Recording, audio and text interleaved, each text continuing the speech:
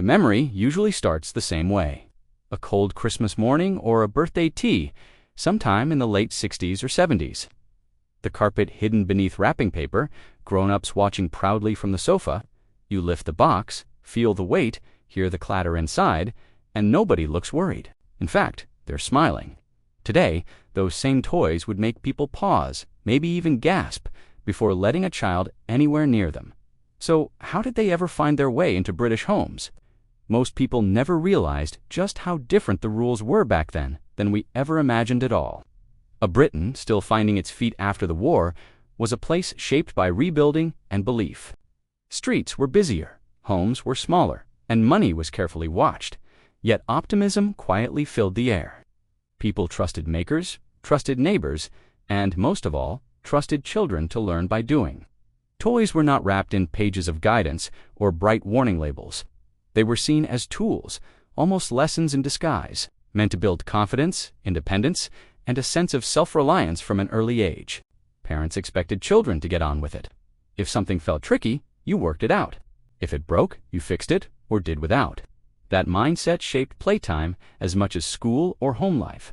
Today, play is carefully structured, supervised, and softened at every edge. Back then, it was looser, louder, and full of freedom. This wasn't carelessness, as we might assume now. It was confidence. Confidence in common sense, in experience, and in the belief that small challenges helped shape capable adults. And it was within this trusting world that those unforgettable toys became part of every day. British childhood before they quietly disappeared as attitudes shifted and childhood slowly changed forever, perhaps. Playtime didn't come with a rulebook back then, and that was very much the point. Many toys were built to be handled, pushed, spun, raced, and figured out through trial and error. They were solid in the hand, often heavier than you remember, with moving parts that clanked word and demanded attention. Nothing beeped, nothing blinked, and nothing told you what to do. Children were expected to experiment. You learned how something worked by using it, sometimes getting it wrong first. Speed was thrilling, balance was tested, and coordination mattered. These toys didn't guide you gently. They challenged you to keep up. Compare that with today, where play is often supervised, padded, and explained before it begins. Instructions arrive first, play second. Back then, freedom came first. Exploration wasn't just allowed, it was encouraged, quietly shaping problem-solving and confidence. Those moments of discovery, standing alone on the living room floor or the pavement outside, felt like small victories. And it's those victories that explain why these toys left such deep impressions, long after the noise faded away entirely. The remarkable thing is how ordinary these toys felt at the time. Nearly every street, every school, every living room seemed to have them somewhere. You remember the sounds first. The whir as something gathered pace. The clatter when pieces met the floor. The solid thump of parts clicking into place. There was often a sharp smell, too, that mix of fresh plastic and cool metal that meant something new had arrived. What mattered most was the feeling of mastery. These toys felt grown up. You weren't being entertained. You were in charge. When you finally worked one properly, there was pride in it, quiet and earned. Adults barely glanced up. It was assumed you'd manage. If you grew up then, you didn't think twice. It was just a toy. Only later did we realize how unusual that freedom was, and how those everyday objects quietly taught us confidence long before anyone thought to question them at all back then. When the rules began to change, it didn't happen with fanfare or headlines. Through the late 70s and into the 80s, small shifts quietly appeared. Instructions grew longer, packaging became brighter and more careful in its wording. Makers were asked to think differently, and shops followed suit. Nothing was banned overnight, and nobody made a speech about it at the time.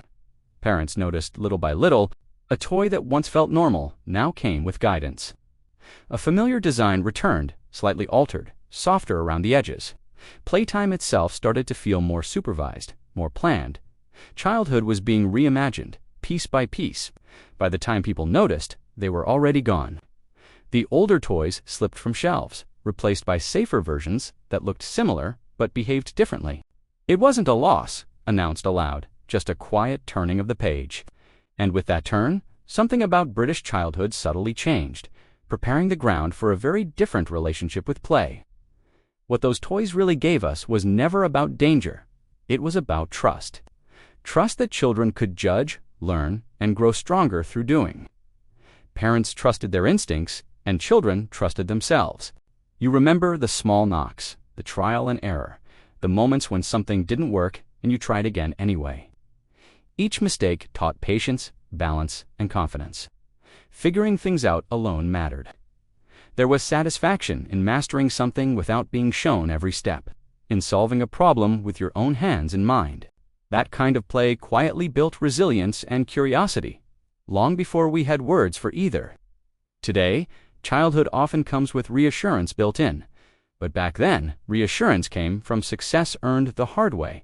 Looking back, it's worth asking what stayed with us longest. Not the toys themselves, but the belief that we were capable, trusted, and allowed to learn on our own. Today's world feels very different, though not necessarily worse.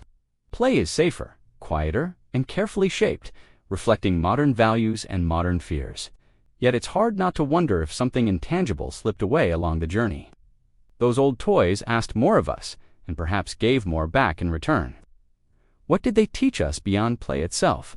As you think back, share your memories, because maybe it wasn't the toys that were different. Maybe it was us all along.